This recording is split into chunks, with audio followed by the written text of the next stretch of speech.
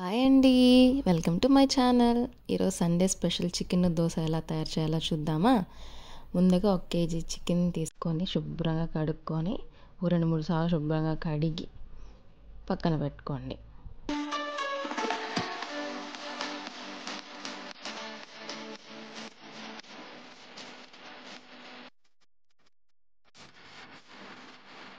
ఇప్పుడు మనం చికెన్ని మ్యారినేట్ చేసుకోవాలి.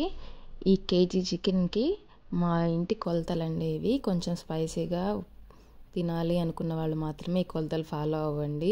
ఒక 2 టీ స్పూన్లు ఉప్పు, 4 టీ స్పూన్లు కారం వేయండి.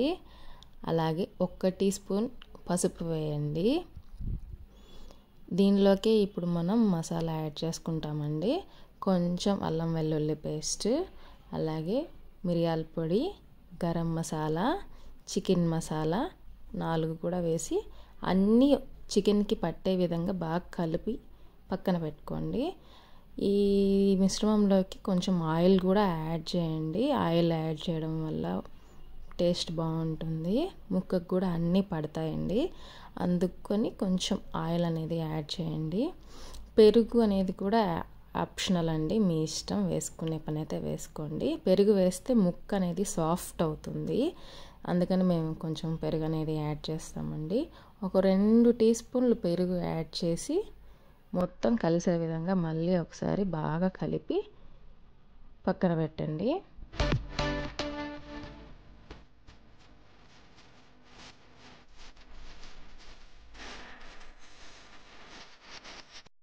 ఇప్పుడు ఈ మిశ్రమంలోకి ఒక 2 టీ గ్లాసుల నీళ్లు యాడ్ చేసి స్టవ్ మీద వెలిగించి పెట్టండి. ఇది కొంచెం ఉడకాలి. ఈ లోపల మనం మసాలాకి రెడీ చేసుకుందాం. అందుకని మసాలా కోసం కొంచెం కొబ్బరి, కొంచెం ధనియాలు, పట్టా లవంగం, 2 యాలక్కాయలు, 2 బిర్యానీ ఆకులు, 1 తెల్లగడ్డ రెమ్మ వేసి మిక్సీ పట్టి పెట్టండి. కొంచెం మధ్యలో వాటర్ పోసుకొని మిక్సీ పడితే ఈ విధంగా వస్తుందండి మిశ్రమం అనేది. ఇది పక్కన పెట్టుకోండి. ఇప్పుడు స్టవ్ వెలిగించి ఒక కడాయి పెట్టి దాంట్లో ఒక 4 టీ స్పూన్లు ఆయిల్ అనేది యాడ్ చేయండి. ఆయిల్ కొంచెం ఎక్కువే వేయండి, ఎందుకంటే ఆనియన్ అనేది వేగాలి కదా. కొంచెం ఆయిల్ హీట్ ఎక్కాక ఆవాలు, కొంచెం జీలకర్ర వేయండి.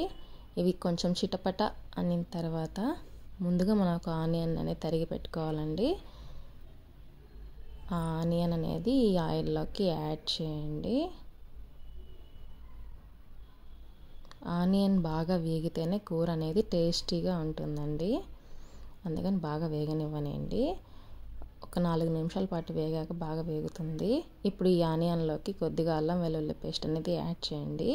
మసాలా కొంచెం వేగాలి. అందులోకి 4 పచ్చిమిరపకాయలు, కొద్దిగా కరివేపాకు వేసి బాగా వేయించండి. మసాలా బాగా వేగాక మనం మిక్సీ పట్టుకున్న మిశ్రమాన్ని దీంట్లోకి వేయండి. ఈ మసాలా బాగా వేగితేనే కూర టేస్ట్ వస్తుందండి. బాగా వేగనివ్వనండి. ఒక 4-5 నిమిషాల పాటు బాగా వేగాక మనం ముందుగా ఉడకబెట్టి పక్కన పెట్టుకున్న కూరని ఈ మసాలాలోకి యాడ్ చేయాలండి. చిన్నగా వేయండి, చేతుల మీద పడకుండా. మొత్తం కలిసేలాగా ఒకసారి మళ్ళీ కలిపెట్టి మూత పెట్టి పక్కన పెట్టండి. ఇప్పుడే ఉప్పు కారాలు చూసుకోండి, ఏమైనా తక్కువ అనిపిస్తే యాడ్ చేయండి. మాకైతే అన్నీ కరెక్ట్గా సరిపోయాయి. కొత్తిమీర చల్లి, కొంచెం కరివేపాకు చల్లి మూత పెట్టి పక్కన పెట్టేయండి. ఇది కాసేపు ఉడకాలి. ఒక 5 నిమిషాల పాటు ఉడికిన తర్వాత కూర అనేది రెడీ అవుతుందండి. చూడ్డానికి చాలా కలర్ఫుల్గా ఉంది కదండి. ఇప్పుడు మనం దోశ అనేది ఎలా వేయాలో చూసి నేర్చుకుందాం. ఒక ప్యాన్ పెట్టి దాని మీద గెంటి పిండి వేసి గెంటిని అలా అలా అలా తిప్పండి. తిప్పిన ఈ గెంటిలోని పిండిలోకి కొద్దిగా ఆయిల్ని యాడ్ చేయండి. ఇప్పుడు చెరో పక్క దోశని ఇలాగా గెంటితో పైకి లేపండి. ఇప్పుడు మధ్యలో సపోర్ట్ తీసుకున్న దోశని రివర్స్ చేయండి. అంతే, చాలా సింపుల్గా ఉంది కదా దోశ ప్రొసీజర్.